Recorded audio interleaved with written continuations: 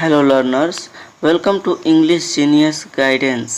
English genius guidance YouTube channel में आपका हार्दिक स्वागत है। इसके पिछले वीडियो लेक्चर में हम सीखे थे फ्यूचर इंडेफिनिट टेंस और आज के इस वीडियो लेक्चर में हम सीखेंगे फ्यूचर कंटीन्यूअस टेंस। तो फ्यूचर कंटीन्यूअस टेंस की पहचान क्या होती है, हम इसको समझते हैं।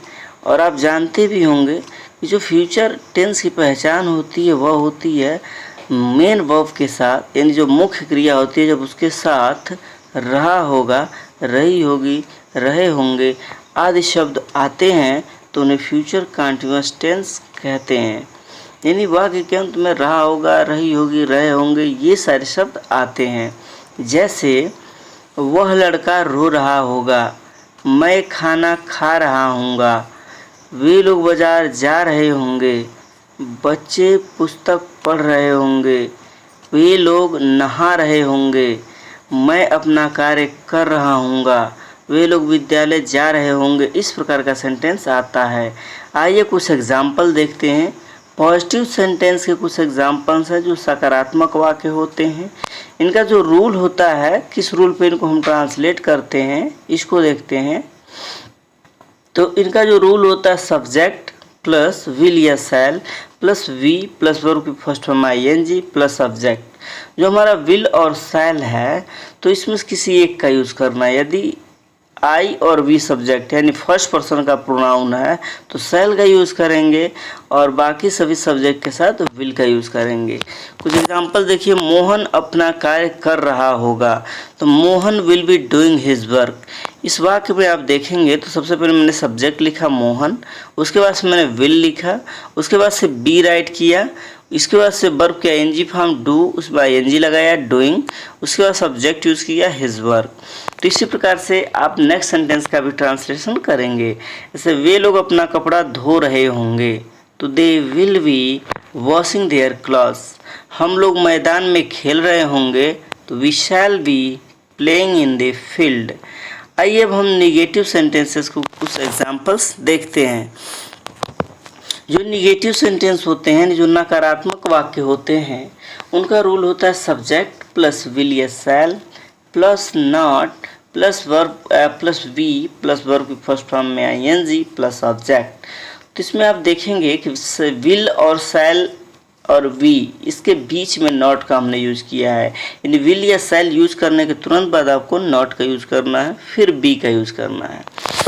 फॉर एग्जाम्पल, वह एक मधुर गीत नहीं गा रही होगी, तो सी विल नॉट, इसको वॉन्ट भी आप कह सकते हैं, she won't be singing a sweet song, है ना। विल नॉट का शार्ट कर देंगे, वॉन्ट हो जाएगा। तो she will not be singing a sweet song. तो ऊपर वाले रूल के हिसाब से इसका ट्रांसलेशन है। जो सेकेंड वाक्य उसको देखिए, बच्चे तुम्हारे गांव नहीं जा रहे होंगे, तो the children will not be going to your village. फिर मैं इस कार्य को नहीं कर रहा हूँगा, तो I shall not be doing this work. तो इस वाक्य में भी आप देखेंगे सबसे पहले सब्जेक्ट है, आई सब्जेक्ट है, फर्स्ट पर्सन का है तो हमने शैल की यूज़ किया, शैल है, फिर नॉट, फिर वी, फिर वर्ब की आईएनजी फॉर्म, फिर ऑब्जेक्ट। तो इस प्रकार से आप देख पा रहे हैं ऊपर वाले रूल के हिसाब से इसका ट्रांसलेशन हुआ है। आइए अब हम इंट्रोगेटिव सेंटेंस को देखते हैं। इंट्रोगेटिव सेंटेंस जो प्रश्नवाचक वाक्य होते हैं उसमें प्रश्नवाचक वर्ड भी होते हैं, यानी इंट्रोगेटिव वर्ड होते हैं, इंट्रोगेशन वर्ड होते हैं, यानी जो प्रश्नवाचक शब्द होते हैं। जैसे पहले वाक्य में आप देखेंगे तो क्या शुरू में ही आ गया है, क्या वह क्रिकेट खेल रहा होगा, और दूसरे वाक्य में आप देखेंगे तो वह क्या खेल रहा होगा, क्या बीच में आया है ना। तो जब क्या पहले आता है तो उसकी स्पेलिंग हम नहीं लिखते हैं, है ना, उसको इंट्रोगेटिव फर्स्ट बोलते हैं। इंट्रोगेटिव फर्स्ट का मतलब क्या है, यस नो टाइप आंसर होता है वो, यानी उन प्रश्नों का जवाब हम यस नो में दे सकते हैं। जैसे क्या वह क्रिकेट खेल रहा होगा, तो आप इसका जवाब यस या नो में दे सकते हैं, यस खेल रहा होगा, या फिर नो नहीं खेल रहा होगा। लेकिन नीचे वाले सेंटेंस का आप जवाब यस नो में नहीं दे सकते हैं। वह क्या खेल रहा होगा, तो आपको बताना पड़ेगा वो क्या खेल रहा होगा, है ना।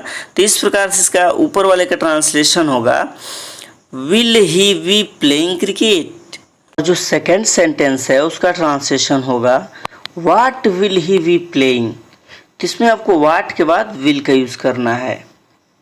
तो आइए, जो फर्स्ट इंट्रोगेटिव है, जो आपने पहला सेंटेंस देखा है, वो किस रूल पे उसको ट्रांसलेट करते हैं। वो रूल होगा विल या shall plus subject plus be plus verb का एनजी फॉर्म प्लस सब्जेक्ट।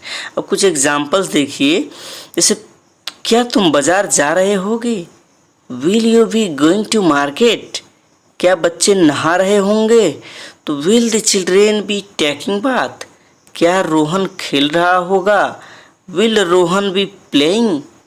क्या दिनेश नाच रहा होगा, विल दिनेश बी डांसिंग। तो इस प्रकार से देख रहे हैं हर सेंटेंस में हमने सबसे पहले हेल्पिंग वर्ब का यूज़ किया है। अब इंट्रोगेटिव जो सेकेंड टाइप का होता है, जो दूसरा इंट्रोगेटिव आपने देखा है, जो क्वेश्चन वर्ड बीच में आता है, उस सेंटेंस का ट्रांसलेशन इस रूल पे होगा क्वेश्चन वर्ड या WH वर्ड भी कह सकते हैं, प्लस विल या shall plus subject plus be plus verb की फर्स्ट फॉर्म में ING प्लस ऑब्जेक्ट का यूज़ करते हैं, है ना। तो इस प्रकार का सेंटेंस का ट्रांसलेशन इस रूल पे करते हैं। तो आइए हम कुछ एग्जाम्पल्स देखते हैं और समझने का प्रयास करते हैं। जैसे बच्चे कहाँ खेल रहे होंगे, where will the children be playing. इन सब में सबसे पहले हम क्वेश्चन वर्ड का स्पेलिंग लिखते हैं। कहाँ की स्पेलिंग वेयर होती है, तो वेयर, उसके बाद हेल्पिंग वर्ब विल, उसके बाद सब्जेक्ट द चिल्ड्रेन, उसके बाद से बी, उसके बाद से वर्ब के फर्स्ट फॉर्म में ING यूज करेंगे। नेक्स्ट एग्जाम्पल है, वे लोग बाजार क्यों जा रहे होंगे, तो why will they be going to market. तो इसमें आप देख रहे हैं सबसे पहले वाई यानी क्वेश्चन वर्ड, उसके बाद बिल, उसके बाद सब्जेक्ट दे, उसके बाद से बी, उसके बाद से वर्ब में ING plus object to market. तो why will they be going to market. Next example है, हम लोग अपना कार्य कब कर रहे होंगे, कब कर रहे होंगे, तो कब की स्पेलिंग सबसे पहले व्हेन, उसके बाद से ये सब्जेक्ट हमारा हम है तो शैल का यूज़ करेंगे, तो व्हेन शैल, उसका सब्जेक्ट वी, उसके बाद बी, उसके बाद वर्ब में ING, उसके बाद से आवर वर्क, तो when shall we doing our work. तो इस प्रकार से आप देख पा रहे हैं इंट्रोगेटिव सेकेंड सेंटेंस इस रूल पे ट्रांसलेट किया जाता है। थैंक्स और thanks a lot, thanks for watching.